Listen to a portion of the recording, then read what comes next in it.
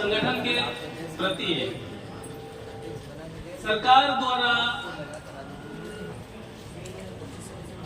अपन सभी लोगों को कैसे उलझाए रखना, आप हमारे सभी बुजुर्ग सीनियर हैं, वो जानते हैं।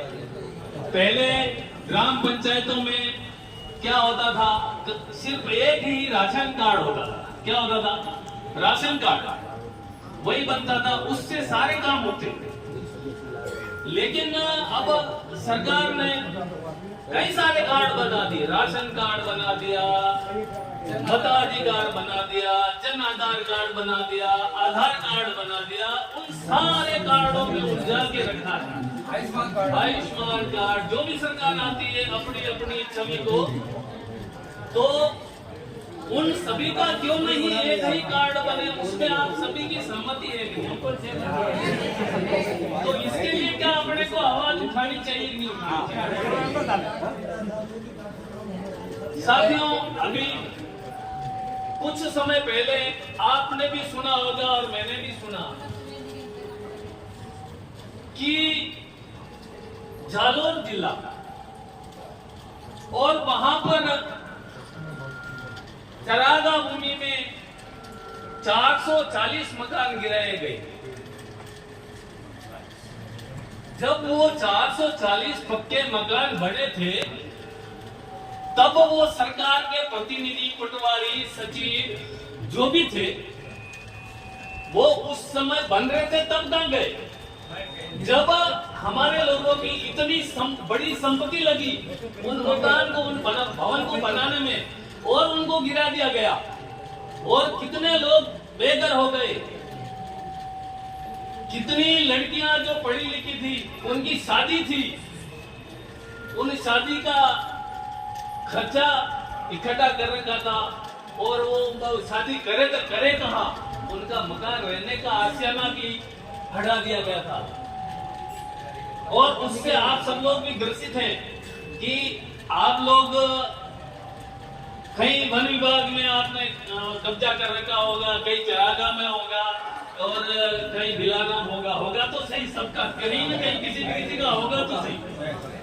उस सरकार द्वारा ऐसे अभियान चलाए जाते हैं कि उनको हटाया जाए। और कल ही प्रशांत जी ने बात बताई थी कि पूंजीपतियों को तो वन विभाग में भी दिए जाते हैं, सब जगह उनको पूंजीपतियों को जंगल नष्ट करवा रहे। लेकिन हमारे लोगों की कोई इसमें सुनवाई होती है क्या? तो ऐसा होना चाहिए क्या हमारे साथ? तो इसके इस बिंदु पर भी हमें संघर्ष करना चाहिए कि नहीं करना चाहिए? बिल्कुल करना चाहिए। तो मैं सभी साथियों से यही निवेदन करना चाहूंगा कि ये मेरे विचार जो 2 बिंदु मेन थे, इन पर आप सभी को एक राय होकर अपने साथ इस लड़ाई को लड़ना है। इसी के साथ आप सभी को उसमें आगे होकर हाथ बढ़ाऊंगा। आप सभी को मेरी ओर से, और जो हमारी नई कार्यकारिणी बनी है, उन सभी की ओर से आप सभी को बहुत बहुत धन्यवाद, बहुत बहुत साधुवाद। और हमारे साथी जो प्रगट सिंह जी नाराज हो रहे हैं, तो मैं तो ये कहना चाहूंगा, ये राजनीतिक पार्टियां हैं, जिस तरीके से अपना संगठन है, तो एक देश का प्रधानमंत्री था अटल बिहारी वाजपेयी, उनके भी शब्द थे, ये पार्टियां आती जाती रहेगी लेकिन ये देश नहीं टूटना चाहिए। तो मैं आपसे ये निवेदन करूंगा कि सब कुछ होता रहेगा लेकिन ये संगठन नहीं टूटना चाहिए। हमें संगठन को आगे बढ़ाने की बात करनी चाहिए। लेकिन आप सभी को बहुत बहुत धन्यवाद। मैं चाहूंगा कि हमारे जो बिल्कुल नया छोर जहाँ तक हमारा अभी संगठन पहुंचा है, तो सागवाड़ा से साथी आए वासुदेव जी, और नए साथियों को बुला रहे थे। ये तो पुराने और समय की कमी को देखते हुए मैं चाहूंगा कि गोविंद जी 2 शब्द बोले, संक्षेप में बोले। मजदूर एकता जिंदाबाद। बहुत बहुत धन्यवाद आपके प्रेम और विश्वास के लिए। अभी तक 9 साल का संघर्ष था। मैंने बताया पहले कि मैं चाचा जी का पद संभाल रहा था, लेकिन अब आपने पूर्ण रूप से वोटिंग करके मुझे जो जिम्मेदारी दी है, मैं अपने इस पूरे जितनी भी आपने मतपत्र में नाम लिखा है उसको पूरा खरा कर उतरने की पूरी कोशिश करूंगा। और मैं तगत सिंह से भी निवेदन करता हूं कि आप सारे मतभेद मत भुला दिए। आप ही अध्यक्ष हैं, हमारे जो सीनियर है, मैं अध्यक्ष आज भी नहीं हूं, आप ही सीनियर जो है वो आप अध्यक्ष रहेंगे। भले ही आम कार्यकर्ता मेरे पास आता है, वो मेरे लिए अध्यक्ष के बराबर ही होता है। मैं सिर्फ एक सेवक हूँ और सेवक बन के रहना, काम करने में मैं ज्यादा आनंद समझता हूँ। आप सब आए घर तक और अपने आप को छोटा ना समझे। आप 12 वोट नहीं, आपने सारे वोट आपके ही है। गणेश जी का स्वागत करें और बाबा जी के स्वागत के लिए मुराराम जी, आगे कानून मंत्री रामलाल जी और गमानी भाई, उनके स्वागत के लिए मैं सायरा से दीदी को बुलाना चाहूंगा। शांता भाई,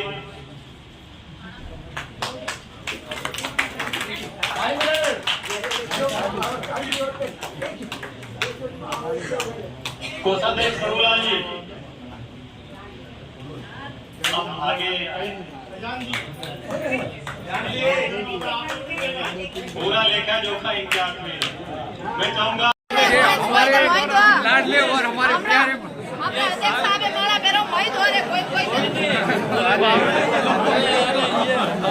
सारा भार आपके कंधों में है, ये सारा भार आपके कंधों में है। संगठन अधिकारी हर समय हर पेटी पे आगे दिखते हैं। इतना दिन दरबार नहीं था, आज आपके कंधे पे बोझ डाल दिया है। सर ध्यान आप देखेंगे गोविंद जी संघर्ष करो, हम तुम्हारे साथ हैं। गोविंद जी संघर्ष करो, हम तुम्हारे साथ हैं। गोविंद जी आगे बढ़ो, हम तुम्हारे साथ हैं। मजदूर एकता जिंदाबाद, मजदूर एकता जिंदाबाद। आवाज दो, हम हैं, आवाज दो, हम हैं। लड़ेंगे जीतेंगे, जीते हैं, लड़े हैं, लड़ेंगे जीतेंगे। हम हमारा अधिकार मांगते, नहीं किसी से भीख मांगते। हम हमारा हक मांगते, नहीं किसी से भीख मांगते। अरावली यूनियन जिंदाबाद, अरावली यूनियन जिंदाबाद। चलो जिंदाबाद। पेंशन का सवाल है, जवाब दो, जवाब दो। पेंशन का सवाल है, जवाब दो, जवाब दो। जवाब दो, जवाब दो, जवाब दो, जवाब दो। बहुत बहुत धन्यवाद। सवालों पे सवाल है, जवाब दो, जवाब दो। सभी का प्रेम विश्वास बना रहे और इतनी सारी माला है, मैं पूरा दब गया हूँ। बहुत बहुत धन्यवाद। अपनी जगह व्यवस्थित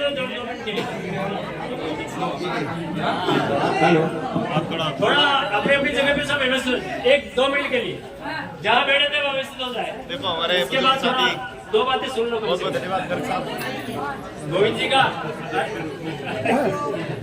प्लीज बैठ जाए, बैठ जाए अपनी जगह पे, व्यवस्था बना। हम भारतीय लोग भारत को एक संपूर्ण प्रभुत्व संपन्न समाजवादी पंथ निरपेक्ष लोकतंत्रात्मक गणराज्य बनाने के लिए तथा उसके समस्त नागरिकों को सामाजिक आर्थिक और राजनीतिक न्याय विचार अभिव्यक्ति विश्वास धर्म और उपासना की स्वतंत्रता प्रतिष्ठा और अवसर की समता प्राप्त कराने के लिए तथा उन सब में व्यक्ति की गरिमा और राष्ट्र की एकता और अखंडता सुनिश्चित कराने वाली बंधुता बढ़ाने के लिए दृढ़ संकल्प होकर अपनी इस संविधान सभा में आज संविधान को अंगीकृत अधिनियमित और आत्मसमर्पित करते हैं। जिंदाबाद।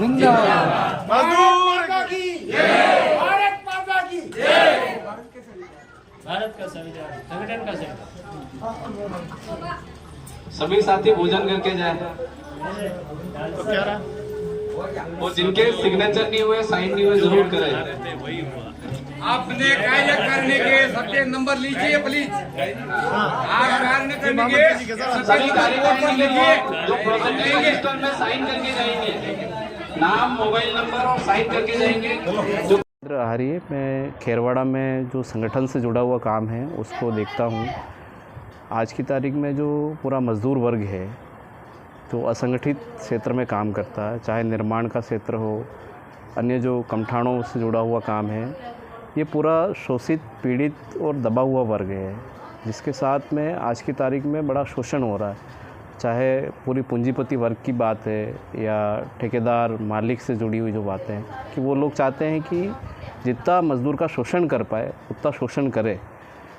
लेकिन अरावली मज़दूर यूनियन जो है पूरे संभाग में आज की तारीख में काम करता है और उसका प्रमुख उद्देश्य है कि इस तरह से शोषित, पीड़ित जो लोग हैं उन मज़दूरों को अपने हक अधिकार मिले, उनकी मज़दूरी की चोरी कोई व्यक्ति नहीं करे, कोई ठेकेदार नहीं करे, उनके साथ किसी प्रकार की कोई घटना, दुर्घटना अगर होती है तो उसमें उनको संगठन उसकी पैरवी करने में मदद करे।